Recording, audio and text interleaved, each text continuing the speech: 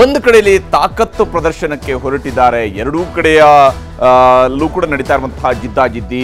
ಮೊದಲ ಸುದ್ದಿ ಇರುವಂತಹದ್ದು ಯಾರದಿಷ್ಟು ತಾಕತ್ತು ಅಂತೇಳಿ. ಯಾಕಂದ್ರೆ ಒಂದು ಕಡೆಯಲ್ಲಿ ದೋಸ್ತಿಗಳ ತಾಕತ್ತು, ಇನ್ನೊಂದು ಕಡೆಯಲ್ಲಿ ಸಿದ್ದರಾಮಯ್ಯ ಮತ್ತು ಟೀಮ್ನ ತಾಕತ್ತು. ಯಾರ ತಾಕತ್ತು ಎಷ್ಟು ಅನ್ನೋದು ಗೊತ್ತಾಗಬೇಕಾಗಿರುತ್ತದೆ ಈಗ ರಾಜ್ಯ ಜನಕ್ಕೆ. ಯಾಕಂದ್ರೆ ಒಬ್ರು ಪಾದಯಾತ್ರೆ ಮಾಡ್ತೀವಿ ಅಂತ ಹೇಳ್ತಿದ್ರೆ ಮೂಡಾ ಹಗರಣ ನಡೆದಿದೆ, ಇದನ್ನ ಸಿಬಿಐ ತನಿಖೆ ಕೊಡಬೇಕು, ಮುಖ್ಯಮಂತ್ರಿ ಸಿದ್ದರಾಮಯ್ಯ ರಾಜೀನಾಮೆ ಕೊಡಬೇಕು ಅಂತ ಆಗ್ರಹಿಸಿ ಪಾದಯಾತ್ರೆನ ಮಾಡೋದಿಕ್ಕೆ ದಿನಾಂಕ ನಿಗದಿ ಮಾಡ್ಕೊಂಡಿದ್ದಾರೆ, ಮುಹೂರ್ತ ನಿಗದಿ ಮಾಡ್ಕೊಂಡಿದ್ದಾರೆ. ಪಾದಯಾತ್ರೆಯ ರೂಟ್ ಮ್ಯಾಪ್ ರೆಡಿ ಆಗಿದೆ. ಯಾರು ಎಲ್ಲಿ ಯಾವ ದೂರದವರೆಗೂ ಕೂಡ ಜವಾಬ್ದಾರಿಯನ್ನು ವಹಿಸ್ಕೊಳ್ಬೇಕು ಅನ್ನೋಂತಹ ಪ್ಲಾನ್ ಅನ್ನ ದೋಸ್ತಿಗಳು ಮಾಡ್ಕೊಂಡಿದ್ರೆ, ಮತ್ತೊಂದು ಕಡೆಯಲ್ಲಿ ಸಿದ್ದರಾಮಯ್ಯನವರು ಹೇಳ್ತಿದ್ದಾರೆ ನಾವು ಪಾದಯಾತ್ರೆಯನ್ನು ಮಾಡ್ತೀವಿ ಅನ್ನುವಂಥದ್ದು ಒಂದು ಭಾಗ. ಆದರೆ ಇದರಿಂದ ಆಚೆಗೆ ಇನ್ನೂ ಒಂದು ಪ್ಲಾನ್ ನಡೆದಿದೆ, ಅದು ಅಹಿಂದಾಸ್ತ್ರದ ಪ್ರಯೋಗ. ಯಾವ ಸ್ವರೂಪದಲ್ಲಿ ಈ ತಾಕತ್ತಿನ ಪ್ರದರ್ಶನ ಹಾಗಾದ್ರೆ ನಡೆಯುವಂಥದ್ದಿದೆ ಅನ್ನುವಂಥದ್ದನ್ನ ನಿಮಗೆ ವಿವರವಾಗಿ ಹೇಳ್ತೀನಿ. ಹಾಗೆಯೇ ಎರಡನೇ ಸುದ್ದಿ ಇರುವಂತಹದ್ದು ಬದುಕಿರ್ತೀನಾ ಅನ್ನುವಂತಹ ಪ್ರಶ್ನೆಯನ್ನ ಸಚಿವರಾಗಿರುವಂತಹ ಜಮೀರ್ ಅಹಮದ್ ಖಾನ್ ಅವರು ಹೇಳ್ತಾ ಇದ್ದಾರೆ.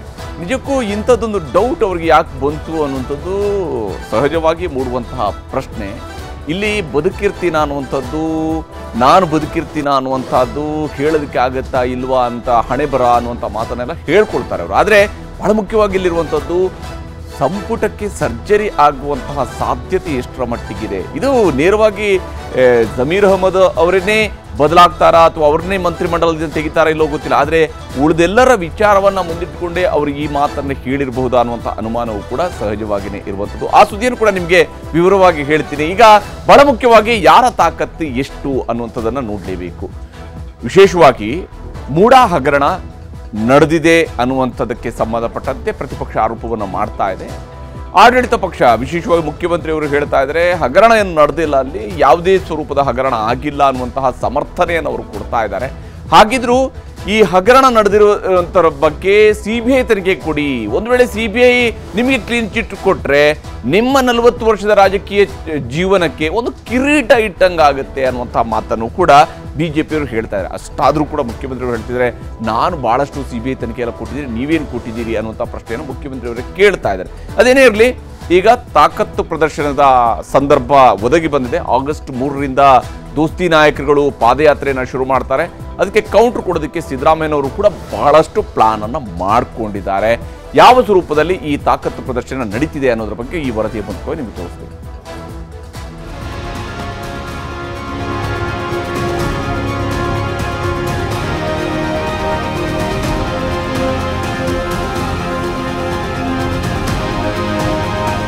ರಾಜ್ಯ ರಾಜಕಾರಣದಲ್ಲಿ ಮತ್ತೊಂದು ಸುತ್ತಿನ ಪಾದಯಾತ್ರೆ ಪರ್ವ ಶುರುವಾಗಿದೆ. ಅಂದು ಮಾಜಿ ಸಚಿವ ಜನಾರ್ದನ ರೆಡ್ಡಿ ಹಾಕಿದ್ದ ಸವಾಲು ಸ್ವೀಕರಿಸಿದ್ದರು ಸಿದ್ದರಾಮಯ್ಯ. ಅಂದು ಭುಜ ತಟ್ಟಿ ಬೆಂಗಳೂರಿನಿಂದ ಬಳ್ಳಾರಿಗೆ ಪಾದಯಾತ್ರೆ ಹೊರಟೇ ಬಿಟ್ಟಿದ್ರು.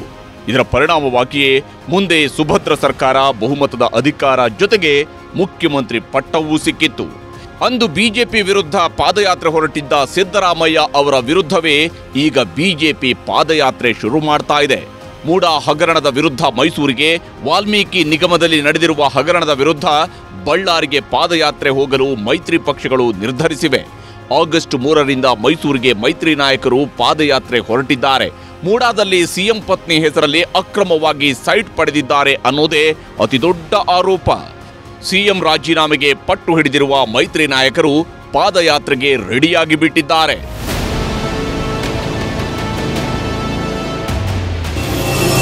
ಮೂಡಾ ವಿರುದ್ಧದ ದೋಸ್ತಿಗಳ ಹೋರಾಟದ ಹಾದಿ ಹೀಗಿದೆ. ಮೈಸೂರು ಹಾಗೂ ಬಳ್ಳಾರಿಗೆ 2 ಹಂತಗಳಲ್ಲಿ ಪಾದಯಾತ್ರೆ ನಡೆಸುವುದು ದೋಸ್ತಿಗಳ ಪ್ಲಾನ್. ಆಗಸ್ಟ್ 3ರಿಂದ ಮೈಸೂರಿಗೆ ಪಾದಯಾತ್ರೆ ಆರಂಭವಾಗಲಿದೆ. ಆಗಸ್ಟ್ 3ರ ಶನಿವಾರ ಬೆಳಗ್ಗೆ 8:30ಕ್ಕೆ ಪಾದಯಾತ್ರೆ ಉದ್ಘಾಟನೆಯಾಗಲಿದೆ. ಯಡಿಯೂರಪ್ಪ, ಪ್ರಹ್ಲಾದ್ ಜೋಶಿ, ಕುಮಾರಸ್ವಾಮಿ ಪಾದಯಾತ್ರೆಗೆ ಚಾಲನೆ ನೀಡಲಿದ್ದಾರೆ. ಕೆಂಗೇರಿಯ ಕೆಂಪಮ್ಮ ಹಾಗೂ ಗಣಪತಿ ದೇವಸ್ಥಾನದಲ್ಲಿ ಪೂಜೆ ಸಲ್ಲಿಸಿದ ಬಳಿಕ ನೈಸ್ ಜಂಕ್ಷನ್ನಿಂದ ಪಾದಯಾತ್ರೆ ಆರಂಭವಾಗಲಿದೆ. ಒಟ್ಟು 7 ದಿನಗಳ ಕಾಲ ಪಾದಯಾತ್ರೆ ಇದಾಗಿದ್ದು ದಿನಕ್ಕೆ 20 ಕಿಲೋಮೀಟರ್ ನಡೆಯಲಿದ್ದಾರೆ. ಬೆಳಗ್ಗೆ 10 ಕಿಲೋಮೀಟರ್ ಹಾಗೂ ಮಧ್ಯಾಹ್ನದ ನಂತರ 10 ಕಿಲೋಮೀಟರ್ ನಡೆಯೋ ಪ್ಲಾನ್ ಮಾಡಲಾಗಿದೆ. ರಾಮನಗರ, ಚನ್ನಪಟ್ಟಣ, ಮದ್ದೂರು ಮಾರ್ಗವಾಗಿ ಮಂಡ್ಯದ ಮೂಲಕವಾಗಿ ಸಂಚರಿಸಲಿದ್ದು 224 ವಿಧಾನಸಭಾ ಕ್ಷೇತ್ರಗಳಿಂದಲೂ ಪಕ್ಷಗಳ ಕಾರ್ಯಕರ್ತರು ಬರಲಿದ್ದಾರೆ. ಉದ್ಘಾಟನೆಯ ದಿನ 8 ವಿಧಾನಸಭಾ ಕ್ಷೇತ್ರಗಳ ಕಾರ್ಯಕರ್ತರು ಹಾಜರಾಗ್ತಾರೆ. ಶಾಸಕ ಮುನಿರಾಜು, ನಂದೀಶ್ ರೆಡ್ಡಿ ಮೊದಲ ದಿನದ ವ್ಯವಸ್ಥೆ ನೋಡಿಕೊಳ್ಳಲಿದ್ದಾರೆ. ಆಗಸ್ಟ್ 10ರಂದು ಮೈಸೂರಿನಲ್ಲಿ ಸಮಾರೋಪ ಸಮಾರಂಭ ನಡೆಯಲಿದ್ದು ರಾಷ್ಟ್ರಮಟ್ಟದ ನಾಯಕರನ್ನ ಕರೆಸಿ ಕಾರ್ಯಕ್ರಮ ನಡೆಸಲು ತೀರ್ಮಾನಿಸಲಾಗಿದೆ. ಕೆಲವರು ಅನ್ನಿಸ್ಬೋದು ಶನಿವಾರ ಒಳ್ಳೆ ದಿನ ಎಲ್ಲ ಮತ್ತೊಂದು ದಿನ ಅದು ಏನು ತಲೆಯಲ್ಲಿ ಹಿಡ್ಕೋಬೇಡಿ. ನಾವೇನಿಲ್ಲಿ ಯಾವುದೋ ಒಂದು ಮನೆ ಕಟ್ಟಕ್ಕೆ ಹೊರಟಿಲ್ಲ. ಯಾರು ಅನಾಹುತ ಮಾಡಿದ್ದಾರೆ. ಈ ಬಂಡ ಕಾಂಗ್ರೆಸ್ ಸರ್ಕಾರ ಇದೆ. ಇವರ ಬಂಡವಾಳವನ್ನ ಬಯಲಿಗೆ ತರ್ತಕ್ಕಂಥ ಕೆಲಸ ಮಾಡ್ತಿದೆ ಹೊರತು ಬೇರೆ ಏನಿಲ್ಲ. ಬಡವರ ಪರವಾಗಿ ನಾವು ಹೋರಾಟವನ್ನು ಮಾಡ್ತಾ ಇರ್ತಕ್ಕಂಥದ್ದು. ಈ ಹೋರಾಟದ ಯಶಸ್ಸು ತಮ್ಮೆಲ್ಲರ ಕೈಯಲ್ಲಿರ್ತಕ್ಕಂಥದ್ದು. ಹಾಗಾಗಿ ಒಂದೊಳ್ಳೆ ಅವಕಾಶ ಇದೆ. ಈ ಅವಕಾಶವನ್ನು ಉಪಯೋಗಿಸಿಕೊಂಡು ಈ ಹೋರಾಟದ ಮುಖೇನ ಆ ಬಡವರೇನಿದ್ದಾರೆ, ತುಳಿತಕ್ಕೆ ಒಳಗಾಗಿರ್ತಕ್ಕಂಥ ಸಮುದಾಯಗಳೇನಿದ್ದಾವೆ, ಅವರಿಗೆ ಅವರ ಪ್ರಶ್ನೆಗಳಿಗೆ ಉತ್ತರವನ್ನು ಕೊಡ್ತಕ್ಕಂಥ ಕೆಲಸ ನಮ್ಮ ಹೋರಾಟದ ಮುಖೇನ ಆಗಬೇಕು. ನಮ್ಮ ಪಾದಯಾತ್ರೆಯನ್ನು ನಾವು ಮಾಡ್ತಾ ಇದ್ದೀವಿ. ಇದೆಲ್ಲನೂ ಕೂಡ ನಮಗೆ ಈ ಸರ್ಕಾರ ಮಾಡಿರೋ ಭ್ರಷ್ಟಾಚಾರದ ಹಗರಣವನ್ನ ಜನಗಳ ಮುಂದೆ ಇಡಬೇಕಾಗಿದೆ. ವಿಧಾನಸಭೆಯಲ್ಲಿ ಹೋರಾಟ ಮಾಡಿದಿರಿ. ಎಲ್ಲ ನಮ್ಮ ಶಾಸಕರ ನಾಯಕರ ನೇತೃತ್ವದಲ್ಲಿ ಹೋರಾಟ ಆಗಿದೆ. ಫಲಪ್ರದವಾಗಿ ಹೋರಾಟ ಆಗಿದೆ. ಇದನ್ನ ಜನಗಳಿಗೆ ನಾವು ಮುಟ್ಟಿಸಬೇಕು. ಜನಗಳಿಗೆ ಮುಟ್ಟಿಸಬೇಕಾದ್ರೆ ಈ ಪಾದಯಾತ್ರೆ ಮುಖಾಂತರ ಒಂದು ಅವೇರ್ನೆಸ್ ಜನಗಳು ತರಬೇಕು. ಈ ಸಿದ್ದರಾಮಯ್ಯ ಲೂಟಿ ರಾಮಯ್ಯ ಅನ್ನೋದನ್ನ ಹೇಳಬೇಕು. ಆ ರೀತಿಯಾದಂತಹ ಒಂದು ಕೆಲಸವನ್ನ ನಾವು ಎಲ್ಲರೂ ಮಾಡಬೇಕು. ಅದಕ್ಕೋಸ್ಕರ ಈ ಪಾದಯಾತ್ರೆಯನ್ನ ಮಾಡ್ತಾ ಇದ್ರಿ. ಈ ಮಧ್ಯೆ ತಮ್ಮ ತಪ್ಪುಗಳನ್ನು ಮುಚ್ಚಿಕೊಳ್ಳೋದಿಕ್ಕೆ ಇವೆಲ್ಲವೂ ಬಿಜೆಪಿಯವರು ಮಾಡ್ತಿರೋ ನಾಟಕ. ಬ್ಲಾಕ್ ಮೇಲ್ ಮಾಡೋದ್ರಲ್ಲಿ ಬಿಜೆಪಿಯವರು ನಿಸ್ಸೀಮರು. ಅವರಿಗೆ ಏನ್ ಐಡಿಯಾಲಜಿ ಇದೆ ಎಂದು ಸಿಎಂ ಪ್ರಶ್ನಿಸಿದ್ದಾರೆ. ಆದರೆ ಸಿಎಂ ಮಾತಿಗೆ ಸಿಟಿ ರವಿ ಅಷ್ಟೇ ಖಾರವಾಗಿ ಉತ್ತರಿಸಿದ್ದಾರೆ. ನನಗೆ ಯಾಕೆ ಬೇಸರ ಆಗುತ್ತೆ? ತಪ್ಪು ಮಾಡಿದ್ರಲ್ವ ಬೇಸರ ಆಗೋದು? ತಪ್ಪೇ ಮಾಡದೇ ಇರೋದ್ರಲ್ಲಿ ಬೇಸರ ಯಾಕಾಗುತ್ತೆ? ಈ ತರ ಬಿಜೆಪಿಯವರು ಇದಾರಲ್ಲ, ಬ್ಲಾಕ್ ಮೇಲ್ ಮಾಡೋದ್ರಲ್ಲಿ ನಿಶ್ಚೀಮರು, ಸುಳ್ಳು ಹೇಳೋದ್ರಲ್ಲಿ ನಿಶ್ಚೀಮರು, ಸುಳ್ಳನ್ನೇ ಸತ್ಯ ಮಾಡೋದ್ರಲ್ಲಿ ನಿಶ್ಚೀಮರು. ಅವ್ರಿಗೇನು ಕಮಿಟ್ಮೆಂಟ್, ಯಾವ ಐಡಿಯಾಲಜಿ ಇದೆ ಅವ್ರಿಗೆ? ಬಿಜೆಪಿಗೆ ರಾಷ್ಟ್ರ ಮೊದಲು ಅನ್ನುವಂಥ ತತ್ವ ಇಟ್ಕೊಂಡು ರಾಜಕಾರಣ ಮಾಡ್ತಾ ಇದೀವಿ ನಾವು. ಹಿಂದುತ್ವ ನಮ್ಮ ಐಡಿಯಾಲಜಿ, ಸಬ್ಕಾ ಸಾಥ್ ಸಬ್ಕಾ ವಿಕಾಸ್ ನಮ್ಮ ಐಡಿಯಾಲಜಿ ಯಾರಿಗಿರೋಲ್ಲ ಅಂತಂದರೆ, ರಾಜಕೀಯ ಲಾಭಕ್ಕಾಗಿ ರಾಜಕಾರಣವನ್ನು ಯಾವ್ಯಾವ ವೇದಿಕೆಗೆ ಬೇಕಾದ್ರೂ ಹತ್ತಾರಲ್ಲ ಅವರಿಗೆ ಐಡಿಯಾಲಜಿ ಇರಲ್ಲ. ತನ್ನ ರಾಜಕೀಯ ಲಾಭಕ್ಕೆ ಪಕ್ಷ ಬದಲಾಯಿಸ್ತಾರಲ್ಲ ಅವರಿಗೆ ಐಡಿಯಾಲಜಿ ಇರಲ್ಲ. ಬಹುಶಃ ಸಿದ್ದರಾಮಯ್ಯನವರು ತನ್ನ ಮನಸ್ಸಿನ ಭಾವನೆಯನ್ನು ಬಿಜೆಪಿ ಮೇಲೆ ಆರೋಪಿಸಿದ್ದಾರೆ. ಪ್ರತಿಪಕ್ಷಗಳ ಪಾದಯಾತ್ರೆಯ ನೀಲನಕ್ಷೆ ತಯಾರಾಗಿದ್ದೇ ನಿನ್ನೆ ನಡೆದ ಮೈತ್ರಿ ನಾಯಕರ ಸಭೆಯಲ್ಲಿ. ಆ ಸಭೆಯ ನಂತರ ಮಾತನಾಡಿದ್ದ ಕುಮಾರಸ್ವಾಮಿ, ಈ ಸರ್ಕಾರ ಬಂದ ಮೊದಲ ದಿನದಿಂದಲೇ ಲೂಟಿ ಹೊಡೆಯುವುದಕ್ಕೆ ಆರಂಭಿಸಿದ್ದಾರೆಂದು ಆರೋಪಿಸಿದ್ದರು. ಆದರೆ ಇದಕ್ಕೆ ಇಂದು ತಿರುಗೇಟು ನೀಡಿರುವ ಸಿದ್ದರಾಮಯ್ಯ, ಕುಮಾರಸ್ವಾಮಿಯವರ ಜೊತೆಗೆ ಅವರ ಅಪ್ಪನನ್ನು ಸೇರಿಸಿಯೇ ಎಷ್ಟೆಲ್ಲ ಅಕ್ರಮ ಮಾಡಿದ್ದಾರೆಂದು ಪಟ್ಟಿ ಕೊಟ್ಟರು. ಅಧಿಕಾರಕ್ಕೆ ಬಂದ 15 ತಿಂಗಳಲ್ಲಿ ಅಧಿಕಾರ ಸ್ವೀಕಾರ ಮಾಡಿದಂತ ಮೊದಲನೇ ದಿನದಿಂದಲೇ ಪ್ರಾರಂಭ ಆಯಿತು ಈ ಸರ್ಕಾರದ ಅಕ್ರಮಗಳು. ಮೈಸೂರಿನ ಮೂಢ ಹಗರಣ. ನಾವು ಮುಖ್ಯಮಂತ್ರಿಗಳ ಧರ್ಮಪತ್ನಿಯವರು 15 ಸೈಟ್ ತಗೊಂಡಿರೋದಕ್ಕೆ ನಮ್ಮ ತಕರಾರಿಲ್ಲ. ಇನ್ನೂ 35 ಸೈಟ್ ತಗೊಳ್ಳಿ, 50 ಸೈಟ್ ಮಾಡ್ಕೊಳ್ಳಿ, ನಮ್ಮ ತಕರಾರಿಲ್ಲ ಮುಖ್ಯಮಂತ್ರಿಗೆ ಹೇಳ್ತಕ್ಕಂಥದ್ದು. ಈ ರಾಜ್ಯದಲ್ಲಿ ಕಾನೂನಿನ ವ್ಯಾಪ್ತಿಯೊಳಗೆ ಅವರವರದೇ ಆದಂತಹ ಒಂದು ಆಸ್ತಿ ಗಳಿಕೆಯನ್ನ ಕಾನೂನನ್ನ ಮೀರದೆ ಮಾಡಲಿಕ್ಕೆ ಈ ಸಂವಿಧಾನದಲ್ಲಿ ಅಂಬೇಡ್ಕರ್ ಅವರು ಅವಕಾಶ ಕಲ್ಪಿಸಿಕೊಟ್ಟಿದ್ದಾರೆ. ಕುಮಾರಸ್ವಾಮಿ ಬಹಳ ಮಾತಾಡ್ತಾರಲ್ಲ, 1984ರಲ್ಲಿ ಸೈಟ್ ತಗೊಂಡ್ರು, ಇಂಡಸ್ಟ್ರೀಸ್ ಸೈಟ್ನ ಪೊಸಿಷನ್ ಸರ್ಟಿಫಿಕೇಟು ತಗೊಂಡಿದ್ದಾರೆ. ಆಮೇಲೆ ಬದಲಿ ನಿವೇಶನ್ಗೆ ಅರ್ಜಿ ಹಾಕೊಂಡಿದ್ದಾರೆ. ಇಂಡಸ್ಟ್ರಿ ಮಾಡಿದ್ರ? ಯಾರು ಹೇಳಿದ್ರು ಕೊಟ್ಟು ಪೊಸಿಷನ್ ಸರ್ಟಿಫಿಕೇಟ್ ತಗೊಂಡಿದ್ದಾರೆ. ಪೊಸಿಷನ್ ಸರ್ಟಿಫಿಕೇಟ್ ಹಿಂದೆ ಪುಟ್ಟೆ ಇರುವಾಗ ಎಷ್ಟು ಸೈಟ್ ಕೊಡಿಸಿದರು ದೇವೇಗೌಡರು? CITB ಇದ್ದಾಗ ಎಷ್ಟು ಸೈಟ್ ಕೊಡಿಸಿದ್ದಾರೆ? ಅವ್ರ ಮನೆಯವ್ರಿಗೆ ಎಷ್ಟು ಸೈಟ್ ಹೋಗಿದಾವೆ? ಹೀಗೆ ಒಂದೆಡೆ ಎದುರಾಳಿಗಳ ವಿರುದ್ಧ ವಾಗ್ದಾಳಿ ನಡೆಸುತ್ತಿರುವ ಸಿದ್ದರಾಮಯ್ಯ, ಮತ್ತೊಂದೆಡೆ ಬಿಜೆಪಿಯವರ ಪಾದಯಾತ್ರೆಗೆ ಪ್ರತಿಯಾಗಿ ನಾವು ಪಾದಯಾತ್ರೆ ಮಾಡ್ತೀವಿ ಎಂದು ಘೋಷಿಸಿದ್ದಾರೆ. ಅಲ್ಲದೆ ತಮ್ಮ ಸರ್ಕಾರವನ್ನ ದುರ್ಬಲಗೊಳಿಸಲು ಪ್ರಯತ್ನಿಸುತ್ತಿದ್ದಾರೆ ಎಂದು ಆರೋಪಿಸಿದ್ದಾರೆ. ಈಗ ಇದೇ ಕಾರಣಕ್ಕಾಗಿ ಸಿದ್ದರಾಮಯ್ಯ ತಮ್ಮ ಬತ್ತಳಿಕೆಯ ಬ್ರಹ್ಮಾಸ್ತ್ರ ಪ್ರಯೋಗಕ್ಕೂ ಮುಂದಾಗಿದ್ದಾರೆ. ಕೇವಲ ಪಾದಯಾತ್ರೆಗೆ ಸುಮ್ಮನಾಗದೆ ಅಹಿಂದಾಸ್ತ್ರ ಪ್ರಯೋಗಿಸುವುದು ಸಿದ್ದರಾಮಯ್ಯ ಪ್ಲಾನ್. ಮೈತ್ರಿ ಪಾದಯಾತ್ರೆ ವಿರುದ್ಧ ಸಿಎಂ ಅಹಿಂದ ಅಸ್ತ್ರ ಹೂಡಿದ್ದಾರೆ. ಕೆಲ ದಿನಗಳಲ್ಲಿ ಹುಬ್ಬಳ್ಳಿ ಅಥವಾ ಮತ್ತೊಂದು ಸ್ಥಳದಲ್ಲಿ ಅಹಿಂದ ಸಮಾವೇಶ ನಡೆಸಲು ಸಿದ್ದರಾಮಯ್ಯ ಟೀಮ್ ಪ್ಲಾನ್ ಮಾಡಿಕೊಂಡಿದೆ. ಅಹಿಂದ ಸಮಾವೇಶ ಮಾಡಿ ಪಾದಯಾತ್ರೆಗೆ ಟಕ್ಕರ್ ಕೊಡಲೇಬೇಕು ಎನ್ನುವುದು ಸಿಎಂ ಪ್ಲಾನ್. ಹೀಗಾಗಿ ರಾಹುಲ್ ಗಾಂಧಿ ಭೇಟಿಯಾಗಿ ಅಹಿಂದ ವಿಚಾರದ ಬಗ್ಗೆ ಚರ್ಚೆ ಮಾಡಲಿದ್ದಾರೆ.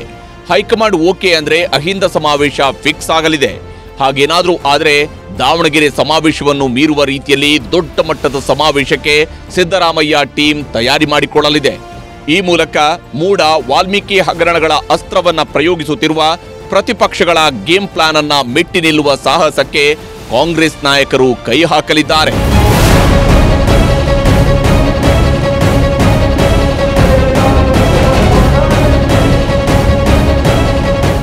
ಹೀಗೆ ಏಟಿಗೆ ಎದುರೇಟು ಕೊಡಲು ಸಿದ್ದರಾಮಯ್ಯ ಗ್ರೌಂಡ್ ಕ್ಲಿಯರ್ ಮಾಡಿಕೊಂಡಿದ್ದಾರೆ.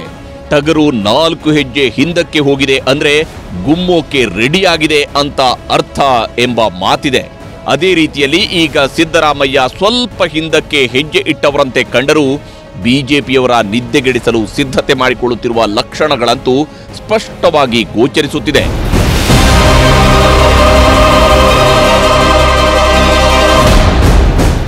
Bureau report, news 18. ಹೀಗೆ ಒಂದ್ ಕಡೆಯಲ್ಲಿ ಸಿದ್ದರಾಮಯ್ಯ ಕೂಡ ಏಟಿಗೆ ಎದುರೇಟ್ ಕೊಡೋದಕ್ಕೆ ತಯಾರಿ ಮಾಡ್ಕೊಂಡಿದ್ದಾರೆ. ಪ್ರತಿಪಕ್ಷದವರು ಕೂಡ ಬಹಳ ಭರ್ಜರಿಯಾಗಿ ಪಾದಯಾತ್ರೆಗೆ ತಯಾರಿಯನ್ನ ಮಾಡ್ಕೊಂಡಿದ್ದಾರೆ. ದೊಡ್ಡ ಮಟ್ಟದಲ್ಲಿ ಸರ್ಕಾರದ ವಿರುದ್ಧ ಒಂದು ಜನಾಂದೋಲನ ಸೃಷ್ಟಿಸುವಂತಹ ಪ್ರಯತ್ನವನ್ನು ಅವರು ಕೂಡ ಮಾಡ್ತಾ ಇದ್ದಾರೆ. ಮುಖ್ಯಮಂತ್ರಿ ಸಿದ್ದರಾಮಯ್ಯ, ಉಪಮುಖ್ಯಮಂತ್ರಿ ಡಿ ಕೆ ಶಿವಕುಮಾರ್ ಇಬ್ರು ಕೂಡ ದೆಹಲಿಗೆ ಹೋಗ್ತಾ ಇದ್ದಾರೆ. ಅವರಿಬ್ರು ದೆಹಲಿಗೆ ಹೋಗ್ತಾ ಇರುವಂತಹ ವಿಚಾರ, ಅದರ ಸುತ್ತಲೂ ಇರುವಂತಹ ರಾಜಕೀಯದ ಲೆಕ್ಕಾಚಾರ, ಬಹಳಷ್ಟು ವಿಷಯಗಳನ್ನು ಅವರು ಹೈಕಮಾಂಡ್ಗೂ ಕೂಡ ಹೇಳಬಹುದು. ಆ ಎಲ್ಲ ವಿಚಾರವನ್ನು ಕೂಡ ನಿಮಗೆ ಹೇಳ್ತೀನಿ. ಆದರೆ ಅದಕ್ಕಿಂತ ಮುಂಚಿತವಾಗಿ ನಿಮಗೆ ನಾನು ಇವರ ಮಾತನ್ನು ತೋರಿಸಲೇಬೇಕು. ಇದು ಸಚಿವ ಜಮೀರ್ ಅಹಮದ್ ಖಾನ್ ಅವರ ಮಾತು. ಜಮೀರ್ ಅವರು ಏನು ಹೇಳಿದ್ದಾರೆ ಅನ್ನೋದು ನಿಮಗೆ ಮೊದಲಿಗೆ ತೋರಿಸ್ತೀನಿ. ಬದುಕಿರ್ತೀನಿ ಅಂತ ಹೇಳಿದ್ದು ನಾನು ಎಷ್ಟು ದಿನ ಬದುಕಿರ್ತೀನಿ ಅಂತ. ಮನುಷ್ಯ ನನಗಂದರೆ ನಾನು ದೇವ್ರ ಭಕ್ತ, ನಾನು ದೇವ್ರ ಮೇಲೆ ಭಕ್ತಿ ಇರೋನು, ನನ್ನ ಹಣೆ ಬರ ಮೇಲೆ ನಮ್ಮವನು. ಒಂದು ಸೆಕೆಂಡು ನನ್ನ ನಂಬಿಕೆ ಇಲ್ಲ. ನನ್ನ ಹಣೆ ಬರ ಎಷ್ಟು ದಿನ ನಾನು ಬದುಕ್ತೀನಿ ಅಂತ ದೇವ್ರು ಬರ್ದಿರೋದು, ನಾವು ನೀವು ಬರೋಕ್ಕಾಗಲ್ಲ. ನಾನು ಒಂದು ಸೆಕೆಂಡು ನಾನು ಇವತ್ತು ಇಲ್ಲಿಂದ ಆಚೆ ಹೋಗ್ತೀನಿ ಅಂದ್ರೂ ಗೊತ್ತಿಲ್ಲ ನನಗೆ. ನಾನು ಈ ಕಾರ್ಯಕ್ರಮದಲ್ಲಿದ್ದೀನಿ. ನಾನು ಆಚೆ ಇರೋವರೆಗೂ ಒಳ್ಳೆ ಕೆಲಸ ಮಾಡಿಬಿಟ್ಟು ಹೋಗಬೇಕು. ಮನುಷ್ಯನಿಗೇನು ಹೋಗುವಾಗ ಏನೂ ಹೊತ್ಕೊಂಡು ಹೋಗಲ್ಲ, ನೀವು ಯಾವ ಆಸ್ತಿನೂ ತೊಗೊಂಡೋಗಲ್ಲ, ಎಲ್ಲ ಬಿಟ್ಟು ಹೋಗಬೇಕು. ಇಲ್ಲ, ನಾನು ಇದೀನಿ, ಆಲ್ರೆಡಿ ಇದ್ದೀನಿ. ನಾನು ಇರ್ತೀನಿ ಅಂತ ವಿಶ್ವಾಸ, ಅದು ಹೇಳಿದೆ. ನಾನು ಇರ್ತೀನಿ ಅಂತ. ನಮ್ಮ ಸರ್ಕಾರ ಇನ್ನು 4 ವರ್ಷ ಇದೆ, 1 ವರ್ಷ ಕಂಪ್ಲೀಟ್ ಆಗಿದೆ, ಇನ್ನು 4 ವರ್ಷ ಇರ್ತದೆ. 4 ವರ್ಷ ಇರೋವರೆಗೂ ನಾನೇ ಇರ್ತೀನಿ ಅಂತ ವಿಶ್ವಾಸ ಇದೆ.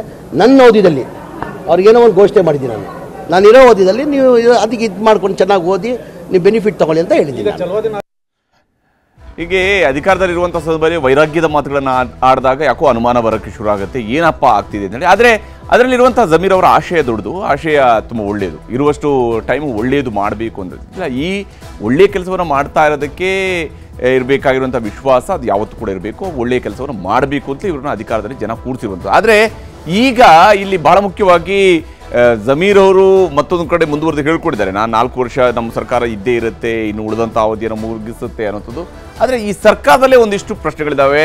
ಸಿದ್ದರಾಮಯ್ಯ ಮತ್ತು ಡಿ ಕೆ ಶಿವಕುಮಾರ್ ಡೆಲ್ಲಿಗೆ ಹೋಗ್ತಾ ಇರುವಂತಹ ಸಂದರ್ಭದಲ್ಲೇ ಇಲ್ಲಿ ನಡೀತಾ ಇರುವಂಥದ್ದು ಏನು ಬೆಳವಣಿಗೆ ಅಂತ ಹೇಳಿದ್ರೆ, ಸಂಪುಟಕ್ಕೆ ಸರ್ಜರಿ ಆಗುತ್ತಾ? ಯಾಕಂದರೆ ಜಮೀರ್ ಅವರ ಮಾತನ್ನು ಕೇಳ್ತಾ ಇದ್ದಾಗಲೂ ಕೂಡ ಇಂಥದ್ದೇ ಒಂದು ಪ್ರಶ್ನೆ ಮೂಡುತ್ತೆ.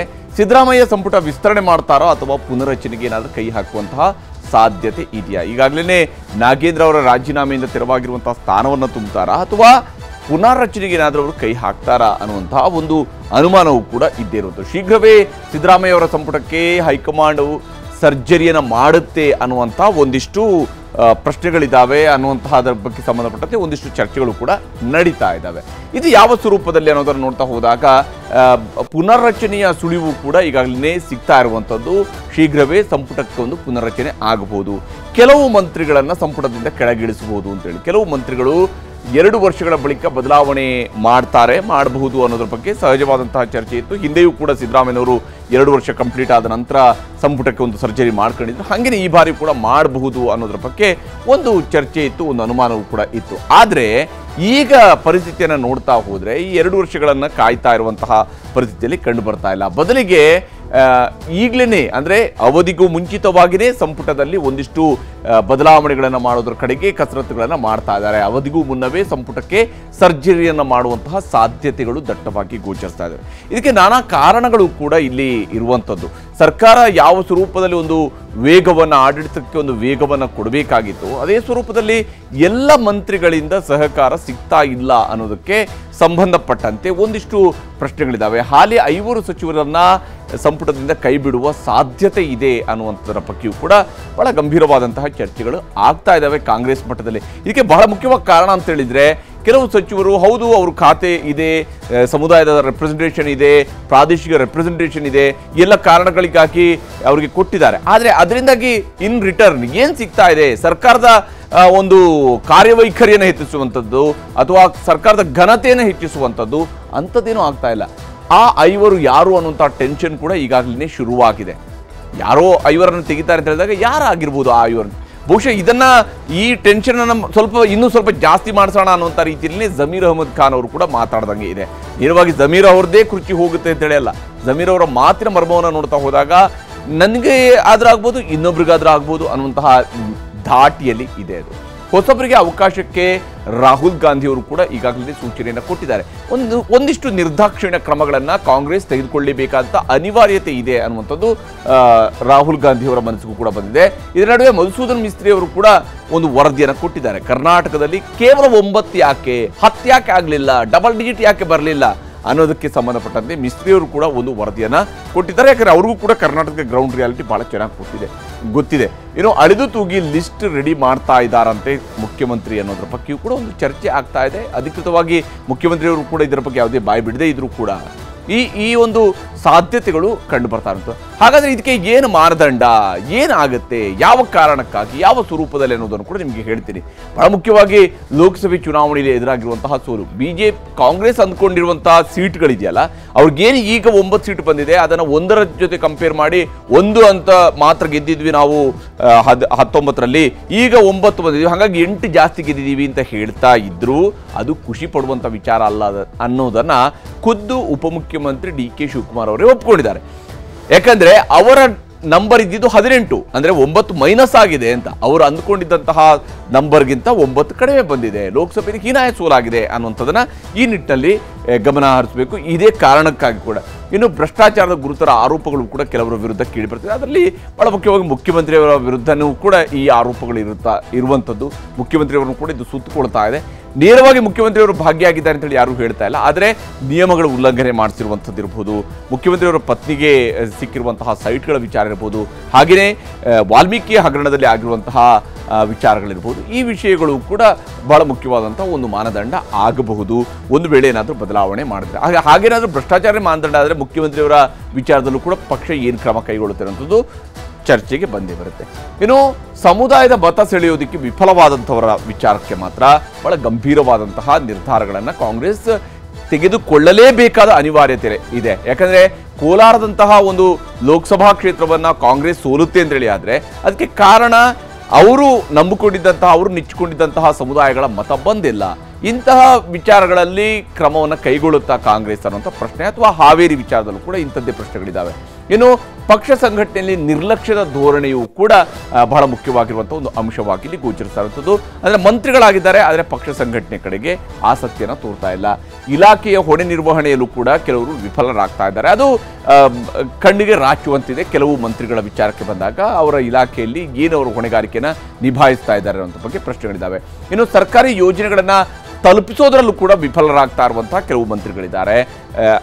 ಅಂಥವರು ಸರ್ಕಾರದಲ್ಲಿ ಇರಬೇಕು. ಯಾಕಂದರೆ ಶಾಸಕರುಗಳೇ ಹೇಳ್ತಾ ಇದ್ದಾರೆ ಕೆಲವು ಮಂತ್ರಿಗಳು ನಮಗೆ ಸಿಗ್ತಾ ಇಲ್ಲ ಅಂತೇಳಿ. ಇನ್ನು ಅವರು ಜನರಿಗೆ ಎಷ್ಟು ಮಟ್ಟಿಗೆ ಸಿಗ್ತಾರೆ ಅಂತ, ಜನಪ್ರತಿನಿಧಿಗೆ ಸಿಗದಂತಹ ಸಚಿವರುಗಳು ಜನರಿಗೆ ಎಷ್ಟು ಮಟ್ಟಿಗೆ ಸಿಗ್ತಾರೆ ಅಂತೇಳಿ ಸರ್ಕಾರವನ್ನು ಇಕ್ಕಟ್ಟಿಗೆ ಸಿಲುಕಿಸುವಂತಹ ಹೇಳಿಕೆಗಳನ್ನು ಕೊಡ್ತಾ ಇರುವಂತಹ ಕೆಲವು ಸಚಿವರು ಕೂಡ ಇದ್ದಾರೆ.